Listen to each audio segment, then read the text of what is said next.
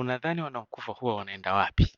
Wanaokufa wanazikwa chini, ila ukija tena kwenye vitabu vya dini watu wanaokufa kwamba miili ndio inazikwa, ila pumzi ndio inarudi kwa nani? Kwa Mungu. Wapi huko? Ni mbinguni. Kwa hiyo wote wanaokufa wanaenda mbinguni au kuna sehemu nyingine? Yani wanaokufa hawaendi mbinguni, ila pumzi ndio zinaenda mbinguni. Unaamini kuna mbinguni na jehanamu? Yes, naamini. Wewe ukifa utaenda wapi? Ndio hivyo, sijajua upande wangu kwa matendo yangu nilionayo. Aha, sawa. Sasa Mungu ameweka siku ambayo atatuhukumu wanadamu wote na atatumia amri 10 kutuhukumu. So, unazifahamu amri 10 za Mungu? Yes, nazifahamu. Amri ya 9 inasema usiseme uongo. Toka umezaliwa mpaka leo umesema uongo mara ngapi? Udogoni naweza ikawa nilisema uongo sana. Na wanaosema uongo wanaitwa Ni waongo hivyo hivyo. Amri ya 8 inasema usiibe. Toka umezaliwa mpaka leo umewahi kuchukua chochote kisichokuwa cha kwako bila kujali gharama yake? Naweza nikasema, unajua utotoni, yani kuiba sio mpaka uibe eti kitu kikubwa. Kusema yani kwa sasa hivi yani utu uzima wa kuiba sijawahi, ila utotoni huko shuleni naweza nikamuibia mtu peni. Mtu anayechukua visivyo vyake anaitwa Hiyo mwizi. Kwa hiyo wewe ni? Mimi ni mwizi Kabisa. Sio mwizi tu, ni mwizi muongo.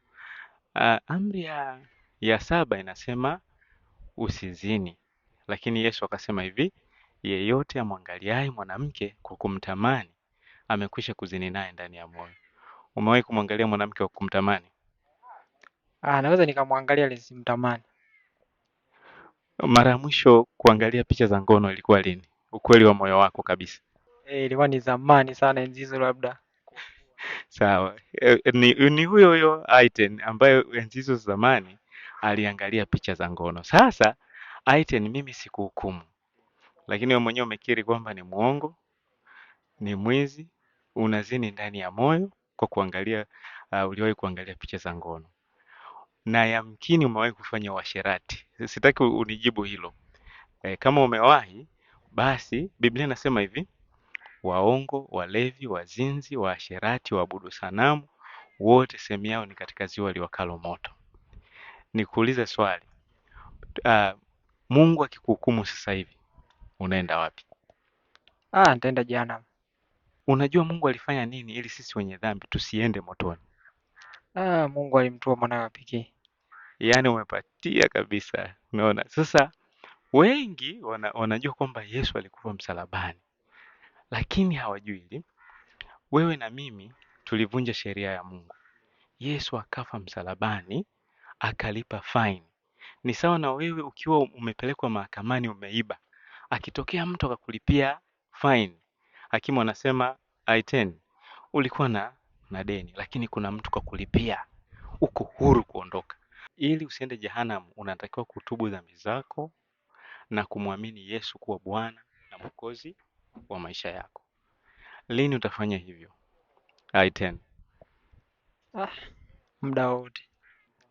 Sawa. Sasa hivi unajua katika maisha haya kila siku zaidi ya watu 1.5 wanakufa. Hizo ni takwimu za Shirika la Afya Duniani, kila siku.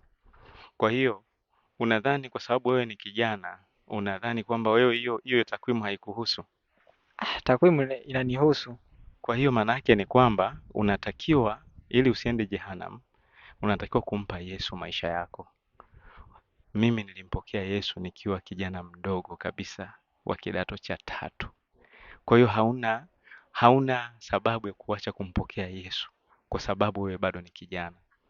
Kwa hiyo Biblia inasema hivi, itamfaa nini mwanadamu akiupata ulimwengu wote na kisha kaipoteza nafsi yake jehanamu?